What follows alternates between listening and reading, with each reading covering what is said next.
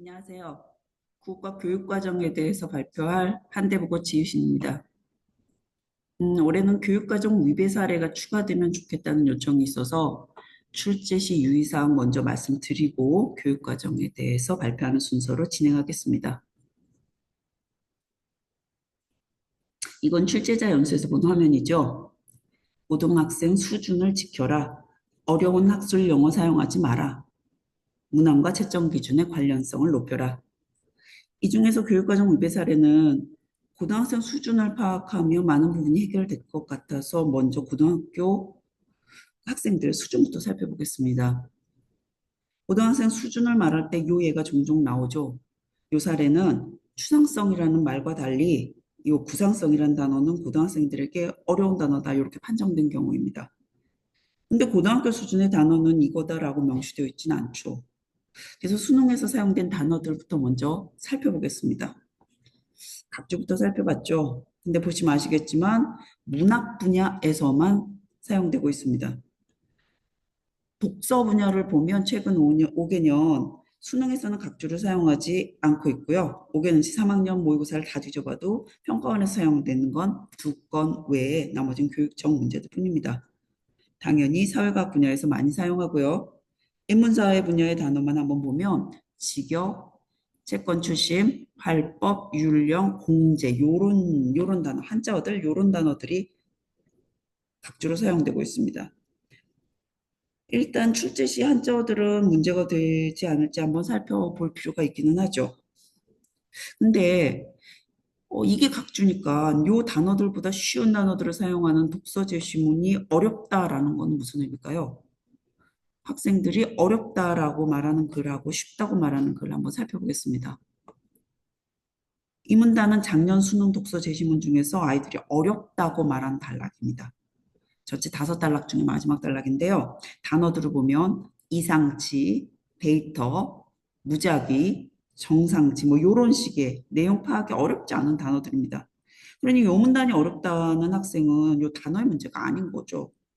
문장을 한번 보겠습니다. 이상치를 포함한 데이터의 직선을 찾는다고 하자, 뭐뭐 하자라고 가정하고 두 점을 골라서 후보 직선을 그어서 이러저러저러하게 직선 L을 선택한다는 직선 L 선택 과정을 설명하는 그런 문단인 거죠. 이걸 쉽게 이해하려면 사실 그래프 하나만 그릴 수 있으면 되죠. 요 붉은색으로 된 문장들 구분하면서 글을 읽으면서 필요한 정보를 구분하고 그 정보들을 이해한 대로 혹은 이해하는 과정에서 그래프 활용해서 정보 재조직할 수 있으면 되는 그런 문단이었는데 학생들은 이런 글을 어렵다고 합니다. 근데 이런 문단은 고등학교 과정에서 종종 다룹니다. 요거 한번 보실래요?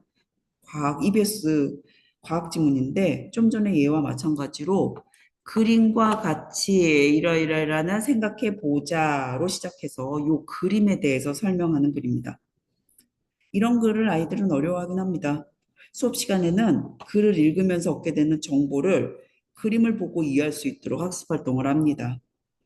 다만 만약에 이 글에서 그림을 없애면 좀 어려운 글이 되기는 하겠죠. 근데 어렵기는 해도 어쨌거나 좀 전에 살펴본 그런 글들은 고등학생이 이해할 수 있는 수준의 글이라는 것을 국가 교육 과정에서 그 근거를 찾아볼 수 있습니다. 다양한 분야의 글을 읽을 때는 효과적인 독서 방법을 선택하라 하는 거.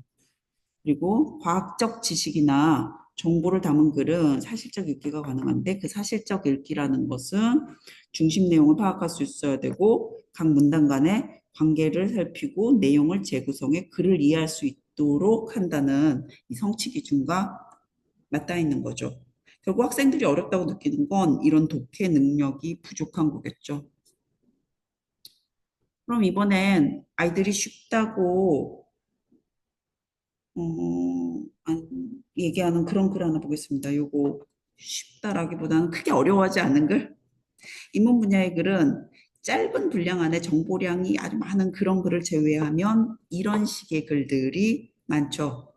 근데 학생들은 이런 글들 좀 더 쉽게 접근합니다. 교과서 글이라서 쉬운 것이 아니라 어떻게 구성되어 있는지 잠깐 보면 이 글은 자신을 알 수 있는 길은 내성인데 그러나 내성은 어렵다, 어려움이 있다. 휴움 사르트르에서 어려운 사람들이 나오긴 하지만 그들의 문장을 한 문장 정도 인용해서 내성을 설명하고 즉 통해서 한 번 더 설명하고 달리는 기차 비유해서 한 번 더 설명한 후 내성만으로 자기 자신을 알 수 없다로 마무리합니다. 한 단락에서 하나의 개념을 반복적으로 설명하는 거죠. 요건 작년 논술 모의고사 바 제시문입니다. 공감은 하나의 감정이다. 그러나 그거보다 더 복잡하다. 이런 거고 저런 거고 저런 거고 난 당신 모르고 각자의 세계가 가까워지면 거리를 뛰어넘는 정신작용이 바로 공감이다로 마무리하는 이런 글이죠. 이 글도 하나의 개념을 설명하기 위해서 한 4, 500자 정도의 글발로 반복적으로 설명합니다. 이런 문단은 고등학생들이 이해하기 쉬운 그런 글인 거죠. 당연히 교육과정상 사실적 있기를 바탕으로 정보 수집하고 중심 내용 파악할 수 있습니다. 요거 작년에 제일 어려웠다고 말하는 가글입니다. 제시문 가글입니다. 이성을 말하는 이성은 해서 이런 식으로 이성을 계속 반복하고 아니다 문장 통해서 상상이나 감각이 아니다 말하고 이성을 중시한다는 것을 말해주죠. 이걸 역시 한 문단에서 반복되는 이런 설명들이 눈에 띕니다. 따라서 작년에 출제된 논술고사에서 나온 제시문 정도의 글이면 고등학생의 수준에 맞는 글이라고 할 수 있습니다. 고등학교 학생들 수준이라는 것이 이런 식으로 설명하는 것이 사실 명쾌하지는 않지만 어떤 식의 글들을 어려워하고 쉬워하는지 엿볼 수 있지 않았을까 싶어서 한번 준비해 봤습니다. 그럼 이제 주의사항에서 말했던 문항 출제 정교화에 대해서 살펴보겠습니다. 요 예시도 문항과 채점 기준의 관련성의 낮은 경우의 예로 사용되죠. 밑줄 친 부분을 표현하되 시로하라는 거죠. 이 문제를 풀려면 밑줄 친 문장을 이해한 후 이 시도 해석할 수 있어야 됩니다. 따라서 문학 관련 성취 기준이 추가로 필요하다는 지적을 받은 거죠. 사실 이런 문제 유형은 한동안 내신 문제 출제할 때 난이도 높을 때 자주 사용했던 단골 메뉴였습니다. 물론 요즘에는 이런 유형 출제하지 않습니다. 유행처럼 지나갔죠. 작년 문제 보겠습니다. 어떤 논제나 마찬가지지만 작년 문항에서 논제 1만 대표적으로 살펴보더라도 다의 시가 가나의 입장 평가하는 문항에 대해서 요게 앞에 있으면 좋겠네요. 다에 대해 다와 가를, 다와 나를 이런 식으로 문항과 채점 기준이 그대로 연결되죠.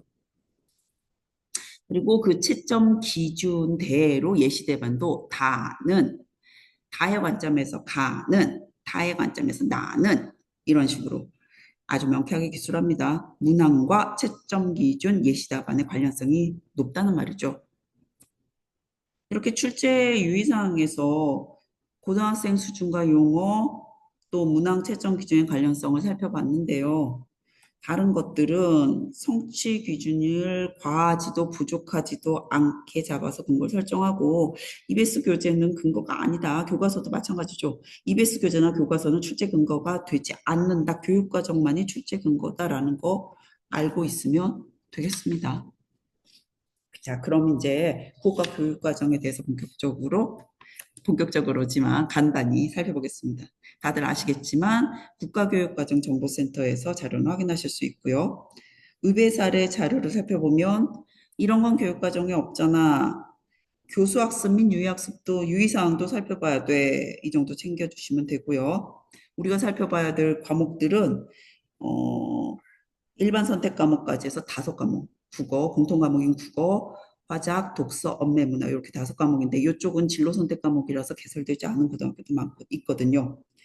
이 중에서 화법과 작문, 언어와 매체는 수능 선택 과목인지라 아무래도 독서, 문화 요거 중심 그리고 1학년 때 배우는 국어는 공통 과목이니까 그 성취 기준을 근거로 출제할 수 있도록 살펴보겠습니다.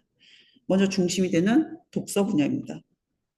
독서 과목은 국어 읽기 영역에서 이런 내용 체계로 되어 있습니다. 학생들은 다양한 분야의 글을 읽고 어떤 읽기 방법이 있는지 지나가듯이 듣고 사실 교과서 구성을 요 독서 방법 요걸로 구성한 그런 출판사도 있지만 정작 학생들은 이론적인 부분에 대한 관심은 없고 우리도 독서 과목 수업에서 이론을 설명하지는 않고요. 다만 출제 시 이런 독서 방법 적용에 적합한 글들을 골라서 이런 다양한 분야의 글들 중에 골라 평가할 수 있다는 근거를 확보합니다.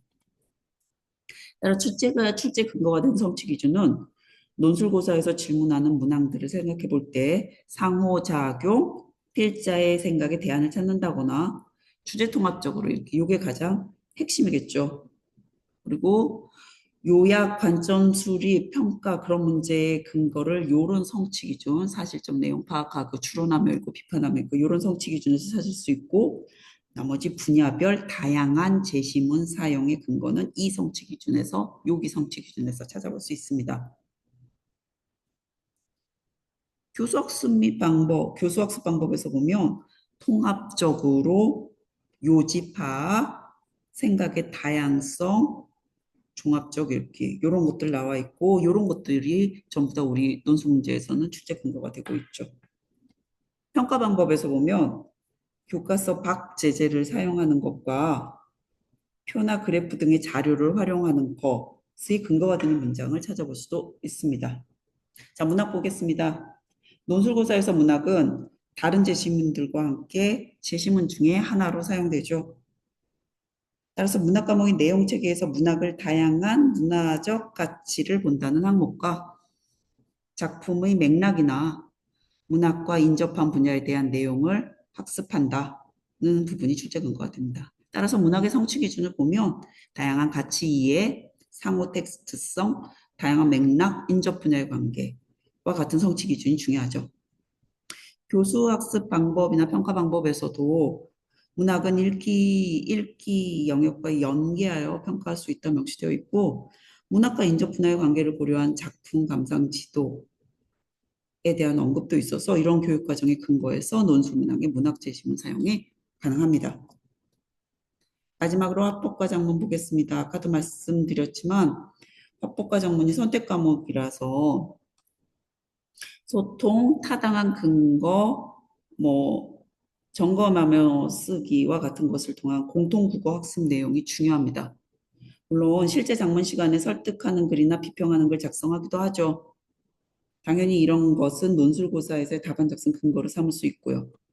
성취 기준에서 보면 소통해야 되고 근거 들어야 되고 점검하는 쓰기 과정을 살펴볼 수 있으며 정보 선별 조직, 타당한 논거 수집, 자신의 관점 수립, 비평하는 것. 논술문제 출제 근거가 되는 그런 성취 기준들입니다. 교수학습 방법에서도 근거나 관점 설정에 대한 언급을 찾아볼 수 있습니다.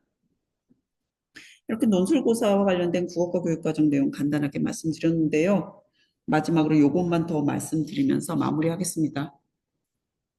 제시문 중복은 제시문이 다른 곳에서 사용되었던 것은 안 되죠. 작년에 모의 논술고사에서 사용했던 제시문이 있어서 제시문을 교체하는 일이 있었습니다. 제시문 선정 시 확인 필요하고요. 번역문은 아무리 내용이 쉬워도 가독성이 떨어지니까 난이도 높이기 위해서 일부러 사용한 것이 아니라면 당연히 다듬어서 사용해야 되고 작년에도 이 부분 시간 손이 많이 갔죠. 정말로 그 전문가들이라서 빠르긴 했지만요. 제시문 분량은 사실 저희들의 병인지도 모릅니다. 어떤 문제든 출제할 때 제시문도 분량을 비슷하게 맞춘다거나 그 선지 길이 맞춘다거나 하는 그런 작업들을 지속적으로 하고 있다 보니까 그렇습니다만 그래도 어쨌든 너무 길어지는 제시문은 다 필요한 문단인지 확인은 필요하다고 생각합니다. 그리고 요 마지막 제시문의 키워드라는 건 제시문 안에서 글의 중심 화제 혹은 답안 작성에서 중요한 단어인 키워드가 있었으면 하는데 이건 국어과에서 배경 지식으로 풀어야 하는 문제를 더 이상 출제하지 않는 거 뭐 요런 훈련들과 요런 것들 때문이지 않나 뭐 그런 생각도 좀 하긴 합니다. 근데 키워드가 있으면 어쨌든 독해가 쉬워지는 건 너무 당연하죠. 답안 작성에도 도움이 되고요. 사회교과 같은 경우에는 개념어를 아는 것 자체가 중요해서 그 개념어를 활용해서 배경 지식을 평가하고자 하는 그런 거 당연히 중요할 수 있죠. 근데 국어과 입장에서 보면 학생들이 사전에 배경 지식이 없어도 배경 지식이 많지 않아도 글을 읽고 내용 파악하고 분류하고 자기 말로 그 개념과 비슷한 언급을 할 수 있으면 좋겠어서 제시문 내에 중심이 되는 단어인 키워드가 있으면 좋겠다는 의견 하나 제시하면서 발표 마칠까 합니다.